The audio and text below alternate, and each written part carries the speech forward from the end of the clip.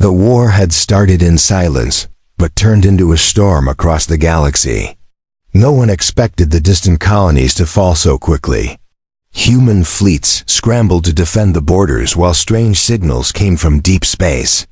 In the middle of this chaos, Captain Elias Cade was assigned a new mission far away from the front lines. It was supposed to be simple. Deliver supplies to an Allied outpost on the edge of neutral space and return. But simple missions had a way of becoming complicated in times like these. The outpost was built inside the shell of an old mining station. It clung to the side of an asteroid, hidden from most trade routes. The docking bay was dimly lit, with only a few crew members working in silence. Elias stepped off his ship, feeling the weight of the war pressing against his thoughts. He was expecting the usual inspection, paperwork, and quick departure. Instead, a tall officer with a mechanical arm approached him and handed him a datapad. There was no greeting, only orders. Deliver the cargo and wait for further instructions. Didn't like waiting. Waiting meant something unexpected was coming. His instincts told him to keep alert. While his crew unloaded the crates, he decided to walk the station's corridors. The place was quiet, almost too quiet. He passed sealed doors, humming machinery, and the occasional guard who barely made eye contact. Then he heard something strange. A low, mechanical hiss followed by the sound of shifting metal. It came from behind a half-open hatch marked restricted. Elias paused. Every soldier knew not to wander into locked areas without permission. But something about that sound pulled him closer. It wasn't the usual hum of equipment. It was rhythmic, almost like breathing. He glanced around, making sure no one was watching, then pushed the hatch open just enough to slip inside. The room beyond was small, lit by a soft white glow from the ceiling panels. In the center, an open storage compartment revealed pieces of alien armor stacked neatly. Beside it stood a figure unlike anyone he had seen before. She was enormous. At least a head taller than him, with smooth green skin that seemed to shimmer under the lights. Her black hair was cut straight across her shoulders, framing sharp, regal features. She wore a black bodysuit, the kind designed for movement rather than defense, and her back was bare as she adjusted a heavy armored torso piece in her hands. The armor looked far too big for a human, and from the way she handled it with ease, Elias knew it belonged to her. She hadn't seen him yet. His breath caught, not out of fear, but from the sheer presence she carried. Her movements were slow, deliberate, and silent. The kind of control that came from years of training. Elias found himself frozen, unable to step forward or back. The war outside seemed distant now. Here, there was only the hum of the lights and the quiet sound of her hands fitting metal into place. Then, as if sensing him, she turned her head. Her golden eyes locked onto his, sharp and unblinking. The air between them seemed to tighten. She didn't shout or move in anger. She simply looked at him, studying his face as if trying to read something in it. For a long moment, neither spoke. Elias considered leaving, apologizing, or making up some excuse. But her expression stopped him. It wasn't embarrassment or rage. It was curiosity mixed with something harder to define.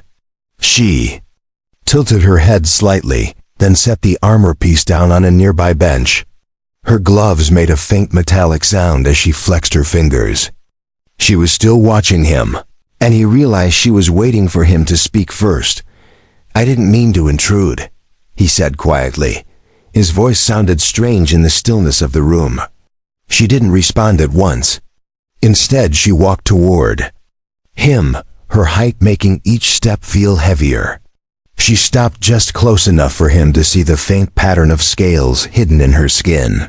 When she finally spoke, her voice was calm but carried a weight that made it feel like a command. "You shouldn't be here, human." Elias didn't move. The way she stood before him made the room feel smaller. Her eyes didn't blink as they stayed locked on his. There was no fear in them, only a quiet authority. He had seen many alien warriors during the war, but none carried themselves like her. Her presence wasn't loud, yet it demanded respect without words.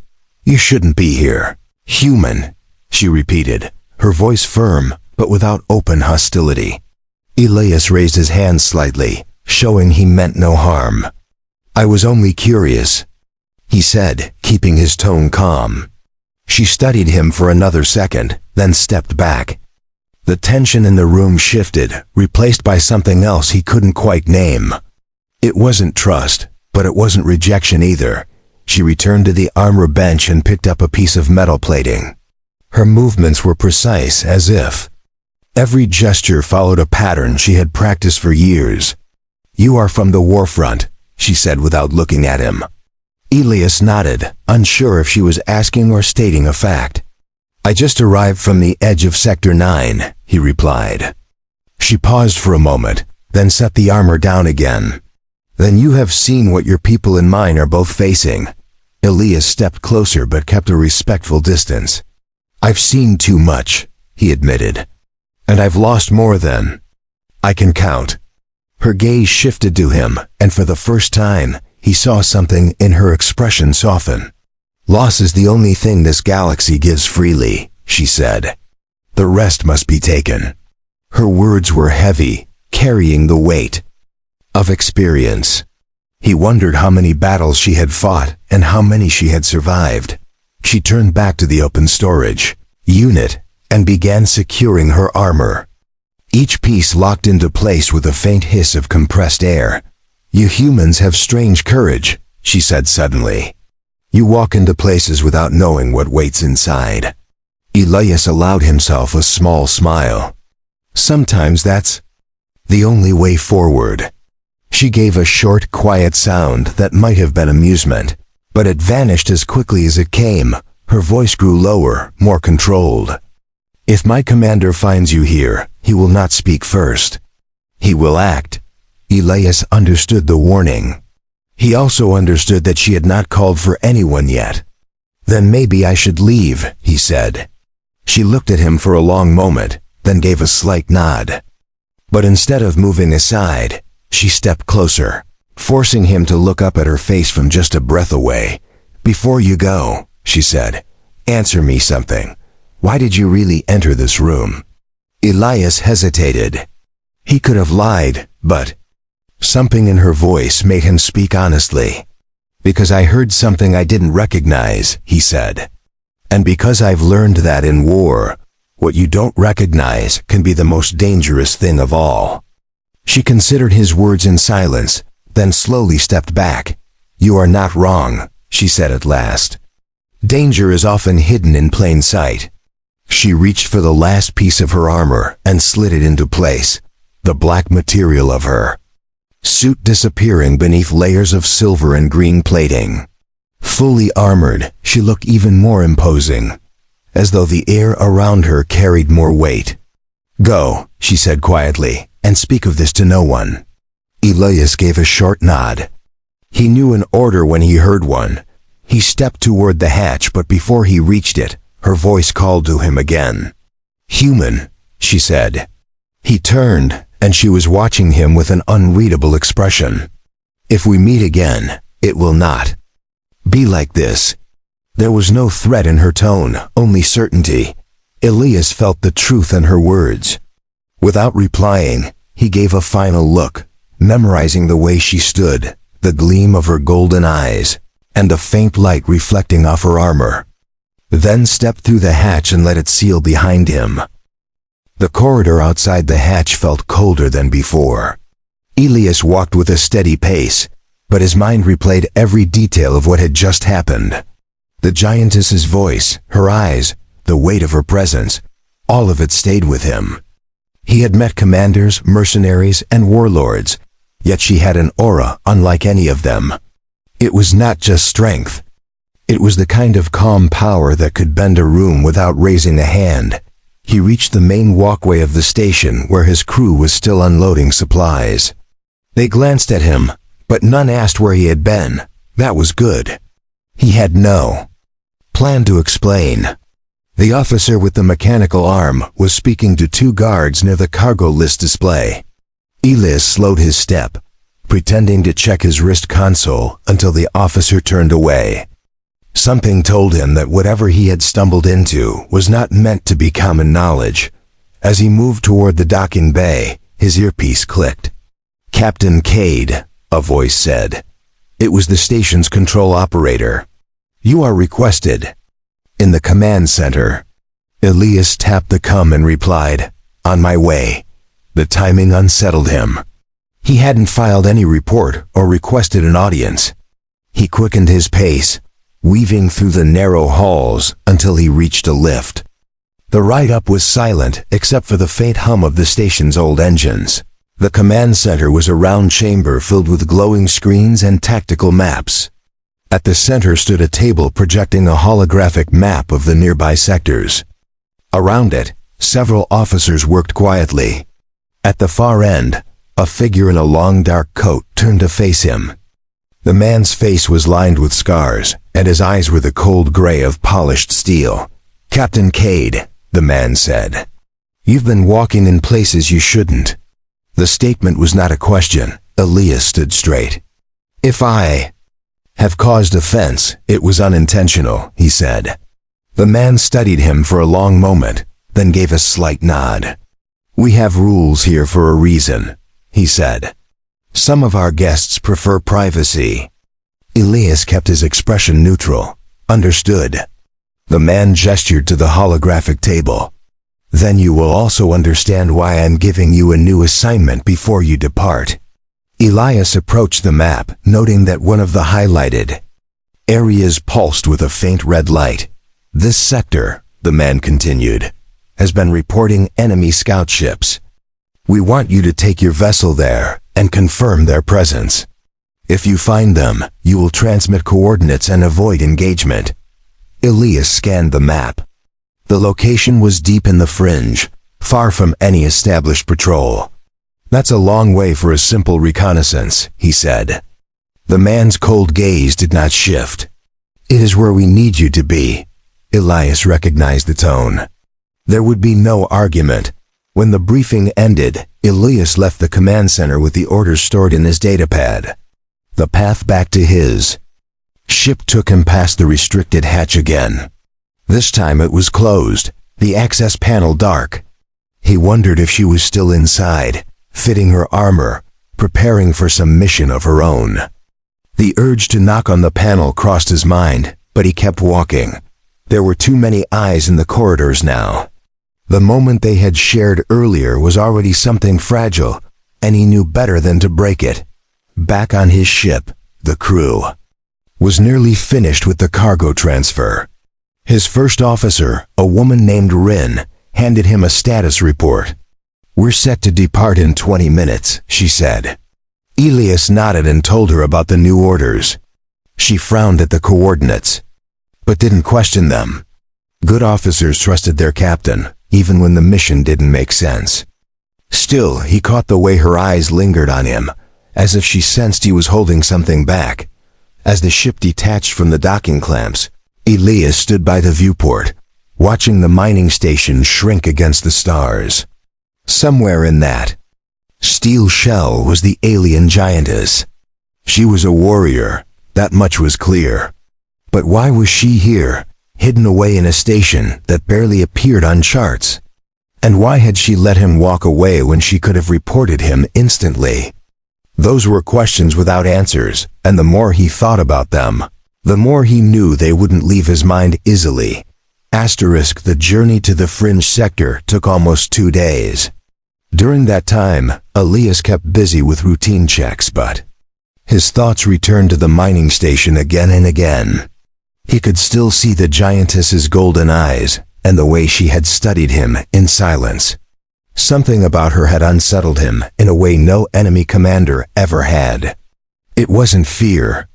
It was the sense that she was playing a much larger game, one he didn't yet understand. The crew didn't notice his distraction. Rin handled most of the navigation, while the rest of the team ran diagnostics on the sensor arrays. The mission briefing had been clear: scan the area, confirm enemy presence, avoid engagement.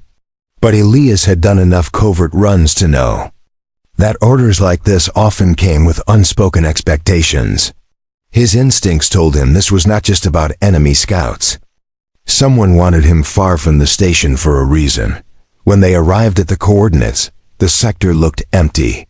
The stars stretched in cold silence, and the nearest planet was a barren rock with no atmosphere. Rin activated the long-range scanners, and the crew waited. Minutes passed with only the steady hum of the ship's systems. Then a faint blip appeared on the display. It was small, almost lost in the static, but it was moving. Elias leaned over the console and tracked its trajectory. The signature didn't match any standard ship in the database. "Keep it locked," Elias said. The crew focused on the signal as it drifted closer to the edge of sensor range. It wasn't coming toward them, it was heading somewhere else fast. Elias ordered a course adjustment to shadow it at a distance. The ship's engines shifted to low burn, keeping them hidden. Slowly, the shape on the scanner grew clearer. It was a sleek, black vessel with an angular design, built for speed rather than combat. Its markings were faint, but Elias recognized the style. It wasn't human, and it wasn't from any allied world. He ordered a passive data sweep to capture as much as possible without alerting the target. The analysis came back in fragments. Energy output patterns were unusual, almost like the ship was masking its own emissions. That kind of technology wasn't common outside high-level military fleets. Elias narrowed his eyes. Whoever they were, they didn't want to be seen. That made following them even more dangerous, but curiosity outweighed caution. He had learned something from the Giantess. Sometimes what you don't recognize is worth chasing. The black vessel began to slow, approaching a small moon that barely registered on their charts. The surface was jagged and dark, with only one narrow crater deep enough to hide a ship. Elias watched as the vessel disappeared into the shadows of that crater. "Rin," he said, "bring us in close, but keep us behind that ridge." The ship eased forward, using the moon's uneven terrain as cover. Soon, the black vessel was in sight again, resting inside the crater like a predator waiting for prey. Elias switched the viewport to magnification. The ship's hatch was open, and figures were moving along its side. They were tall, wearing segmented armor with green accents. Even at this distance, Elias could see their movements were coordinated, like trained soldiers. Then he saw her. The Giantess stepped into the open, her armor now complete, catching the faint light from the moon's surface. She moved with authority, speaking to the others in a language his translator couldn't catch. He felt the same weight in his chest as when he had first seen her. She turned her head slightly, scanning the horizon. For a moment, Elias wondered if she could sense him watching. The thought sent a sharp jolt through him. He knew they were hidden, but instinct told him to stay perfectly still. Her gaze lingered in their direction before she turned back to her crew. They began unloading containers from the ship, each marked with symbols Elias didn't recognize. Whatever this was, it wasn't connected to the mission command had given him. Elias leaned closer to the console. "Record everything," he ordered quietly. His crew obeyed without question, feeding the data into secure storage. He knew that bringing this back could change more than just the outcome of a mission. It could shift alliances, expose secrets, and perhaps reveal why the Giantess had been at that station in the first place. But for now, he kept his focus on the moon below, watching every move she made, knowing this was only the beginning of something much larger. The crew worked in silence as they recorded every movement from the crater below. The Giantess stood at the center of the activity, directing her soldiers with precise gestures. Each container they unloaded was handled carefully, as if the contents were fragile or dangerous. Elias watched her command with a calm authority that seemed effortless. It was the kind of presence that made others obey without question, Rin glanced at him from the navigation console. "This isn't just a supply." "Drop," she said quietly. Elias didn't answer right away. He could see it too. The soldiers were forming a perimeter, setting up small devices along the crater's edge. They weren't just unloading cargo. They were establishing a foothold.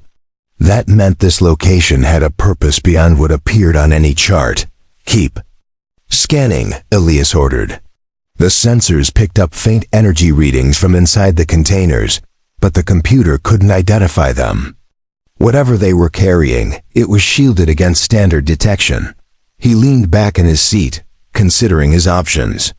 Command wanted him to confirm enemy scouts. If he returned with this data, it would raise far more questions than answers. Questions that might get the wrong kind of attention. Below, the Giantess stepped onto a raised rock and scanned the horizon again. This time, she wasn't just looking, she was searching. Her posture shifted slightly, the way a hunter tenses. Before striking, Elias felt his pulse quicken. He had no proof she could see them, but the feeling was the same as when he had been in the restricted room, like he had stepped into a space she controlled completely. One of her soldiers approached and handed her a small device. She studied its display before giving a sharp order. The soldiers immediately began covering the cargo with camouflage netting that blended perfectly with the moon's rocky surface. Then they started moving toward their ship. Elias realized they were preparing to leave. This was his chance to see where they were going next. If he lost them now, he might never find out what they were planning. "Prepare to follow at a distance," he told Rin.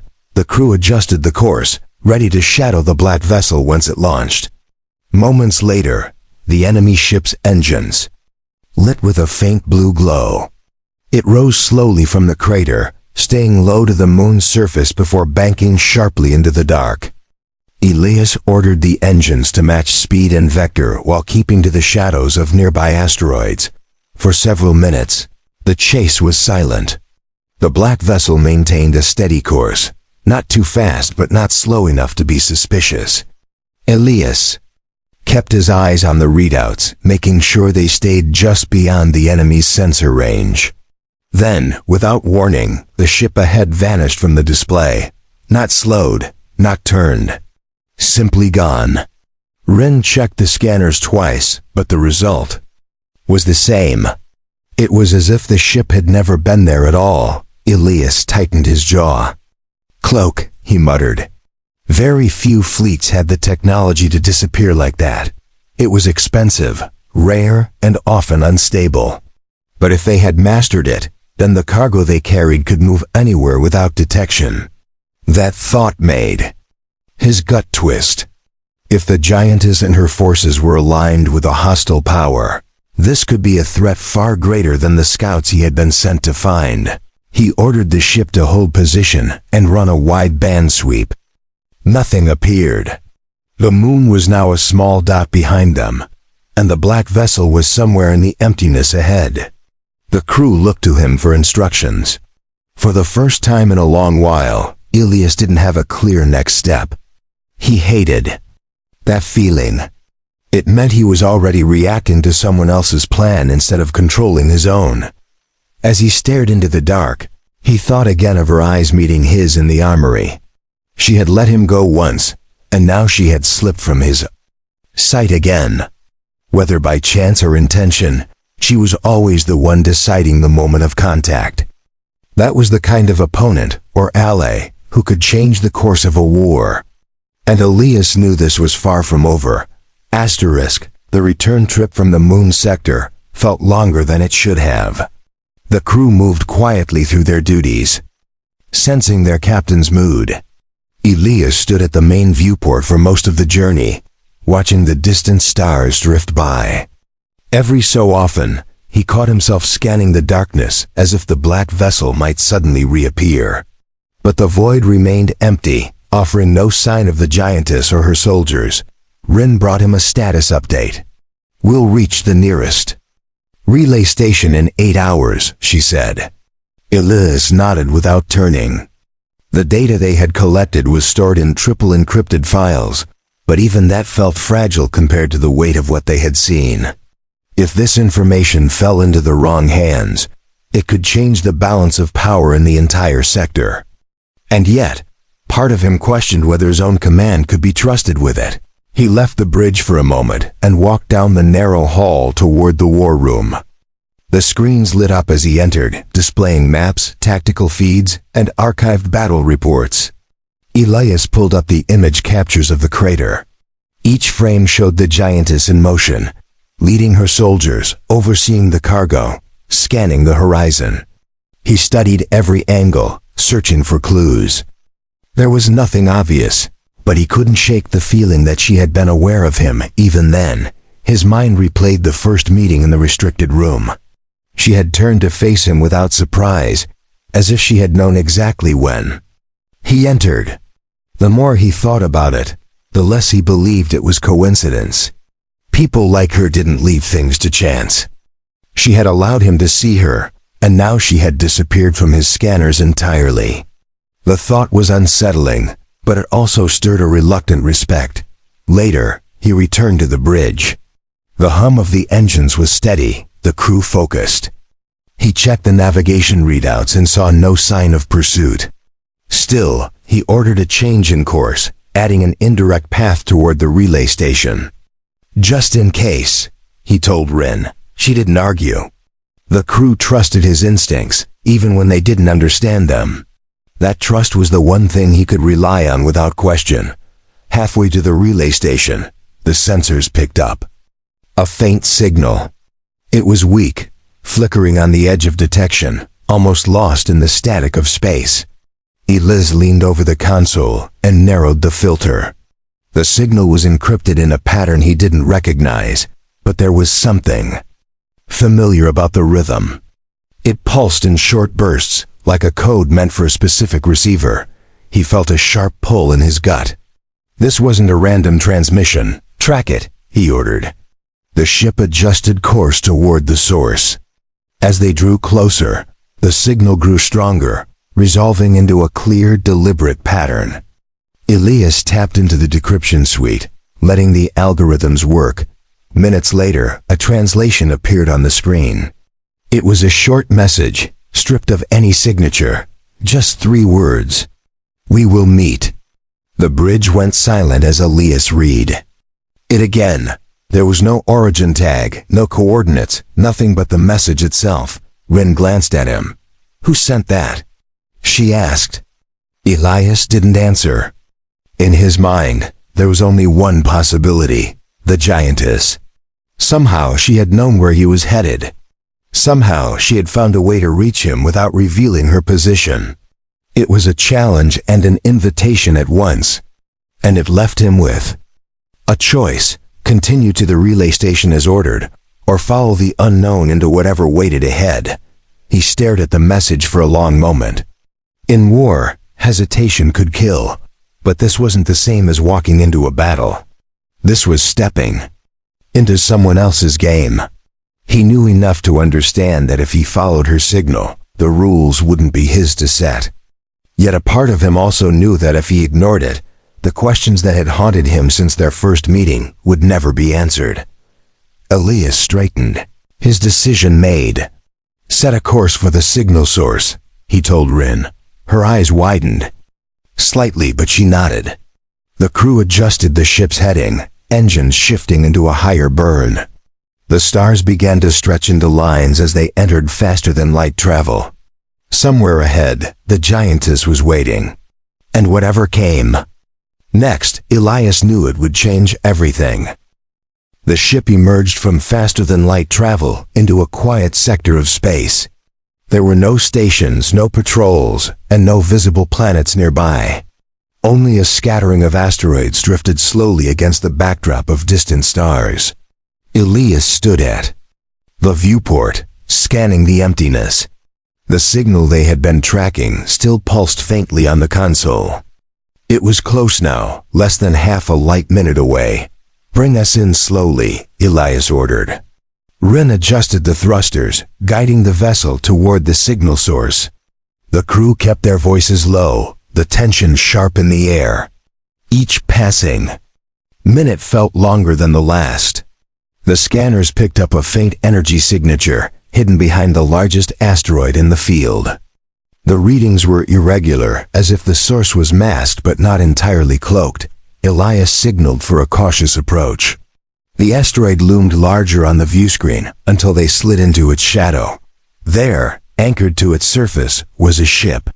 It was the same black vessel they had followed before. Its hull shimmered faintly under the starlight, and its engines were powered down. The sight confirmed what Elias had already suspected. She had been waiting for him. The comm system crackled to life. A deep, calm voice spoke, clear and unhurried. "Approach alone."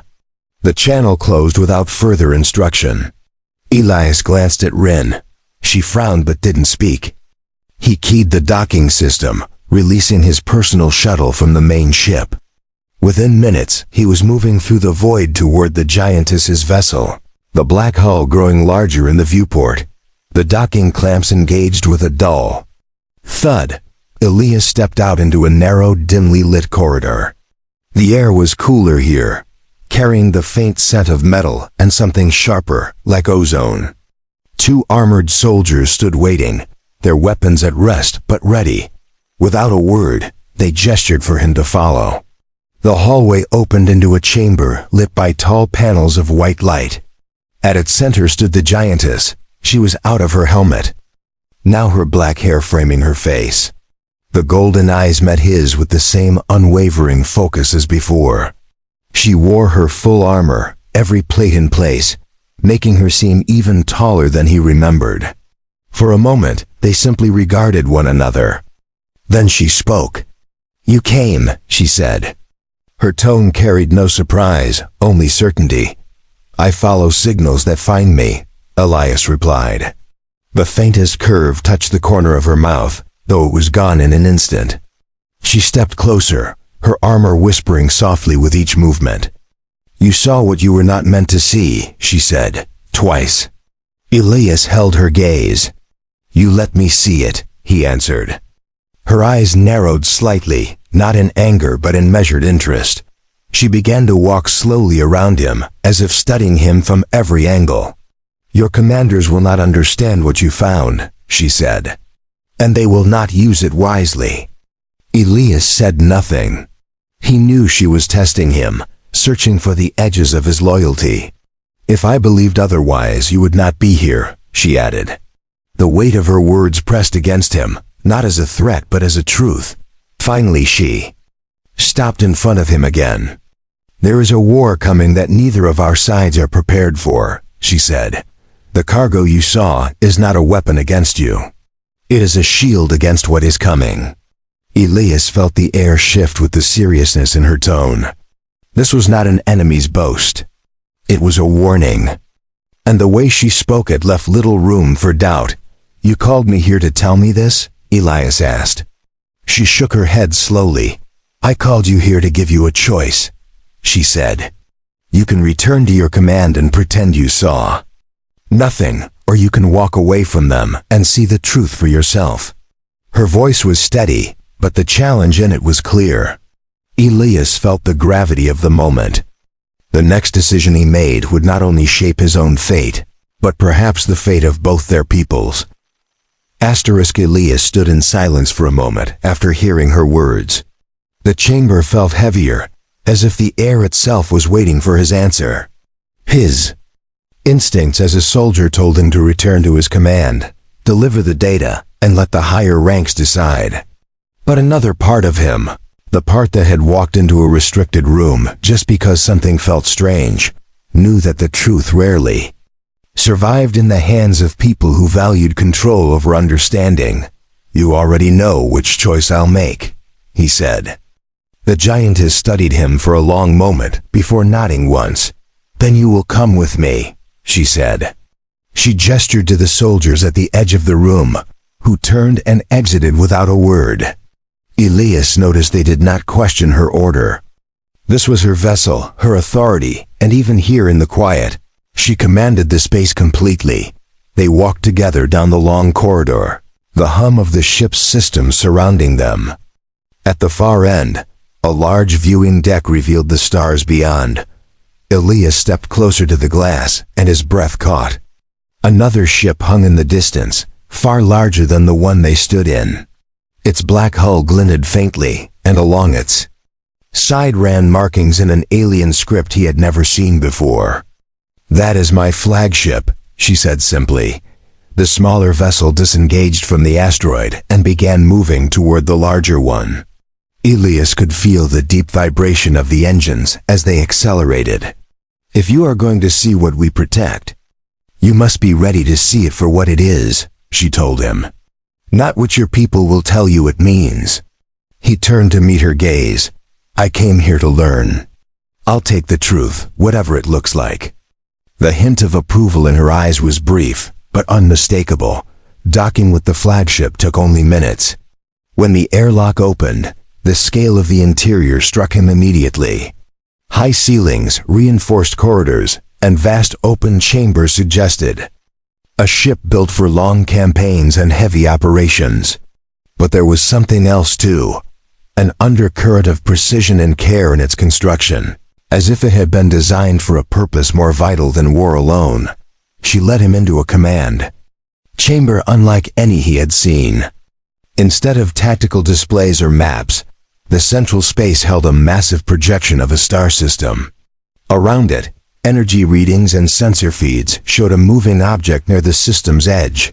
The image resolved into something enormous, drifting slowly toward the inner planets. "That," she said, "is what we prepare for." The structure in the projection was no ship, but something older and far stranger. It was a dark, jagged mass, almost the size of a small moon, with patterns carved across its surface like scars.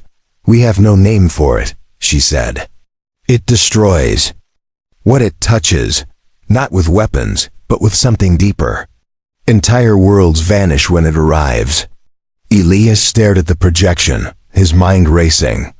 How long until it reaches inhabited space? She looked at the readout. Less than a year. Elias understood now why the cargo had been shielded and hidden. "You're building defenses," he said. She inclined her head. "Your people believe we gather weapons to turn against them. They do not know they are already in the path of something far worse." He felt the truth in her voice. This was not posturing. This was urgency without time for political games. "If I return and tell them, they won't believe me," he said. "No," she replied. "They will believe you. But they will waste the time we cannot spare."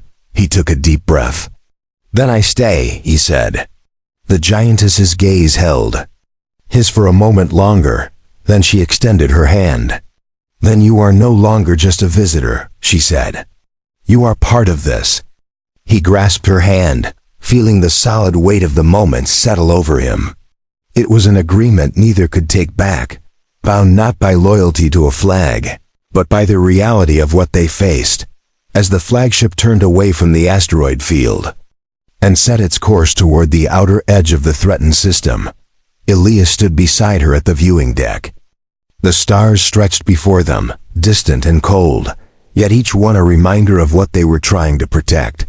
Somewhere out there, in the darkness, the thing they hunted was still moving closer.